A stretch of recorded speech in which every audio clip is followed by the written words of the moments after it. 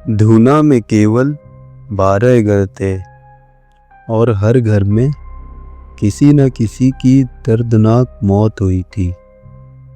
गांव के बुजुर्ग कहते हैं कि ये गांव एक श्राप के नीचे दफन है। छाया की माँ नाम की एक रूह यहाँ की रक्षक नहीं भक्षक है।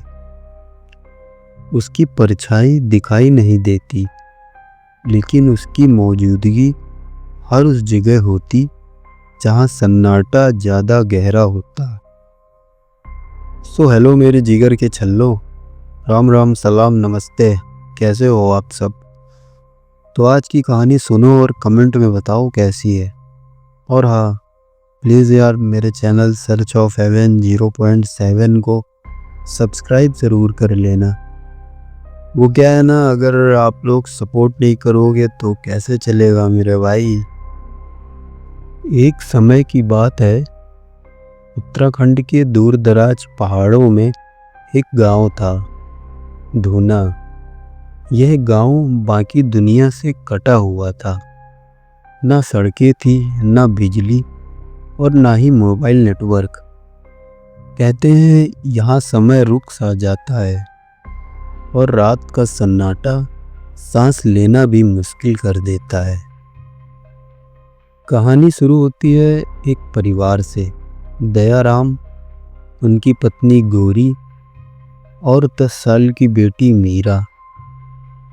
ये लोग गांव छोड़कर शहर जा चुके थे, लेकिन दयाराम की माँ की मौत की खबर सुनकर वो लोग गांव वापस लौटने का फैसला करते हैं। माँ का शरीर घर के अंदर पड़ा था, आंखें खुली थी, लेकिन पुतलियां गायब थी, जैसे किसी ने अंदर झांक लिया हो और आत्मा तक खींच ली हो। शव को जलाने के बाद रात में सब घर में ही रुके थे, लेकिन मीरा को नींद नहीं आ रही थी।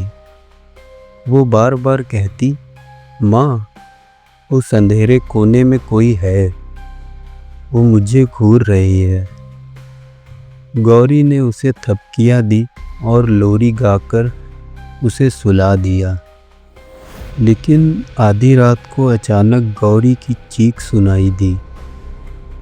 दयाराम भागा, देखा कि गौरी जमीन पर बेहोश पड़ी है और पास की दीवार पर उल्टे हाथों के निशान हैं, जैसे कोई छत से नीचे लटका हो। मीरा कमरे में नहीं थी। उन्होंने पूरी रात उसे ढूंढा, लेकिन सिवाय अजीब सी फुसफुसाहट के अलावा उन्हें कुछ भी नहीं दिखा। और तो और दरवाजे खुद ब खुद खुलने बंद होने लगे। उन्होंने एक एक कोना देख डाला, पर कुछ भी नहीं मिला।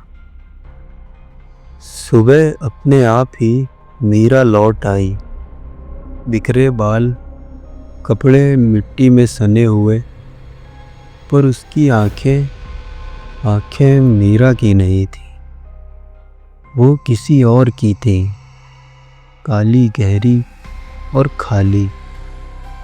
उसने कहा, दादी, अब मेरी माँ बन गई है।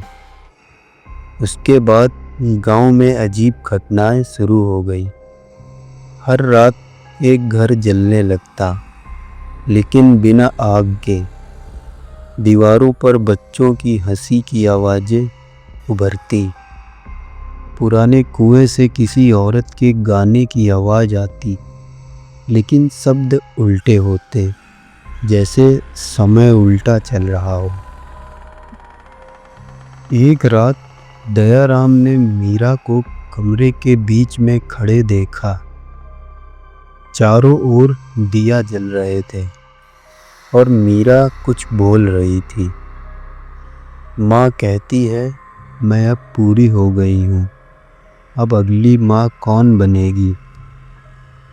दयाराम ने उसी वक्त गांव छोड़ने की कोशिश की, लेकिन गांव का रास्ता गायब हो चुका था, जैसे गांव खुद एक दुनिया बन चुका हो, एक पिंजरा और वो सब उसके पंछी।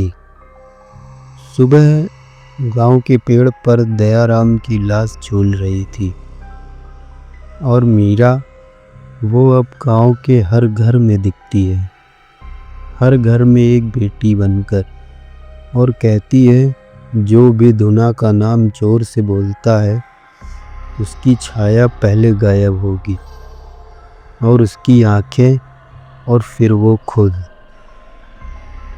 छाया की माँ अब भी जिंदा है, और उस जगह जहाँ रात की सांसें भारी हो जाती है। मत बोलना उस गांव का नाम जोर से, क्योंकि तुम नहीं जानते कि कौन तुम्हारी छाया में छिपा है। सो बाय बाय फ्रेंड्स। कहानी कैसी लगी आपको कमेंट में बताएं, और मेरे चैनल सर्च ऑफ हेवन 0.7 को सब्सक्राइब करके बेल आइकन ज़रूर दबाएं। धन्यवाद।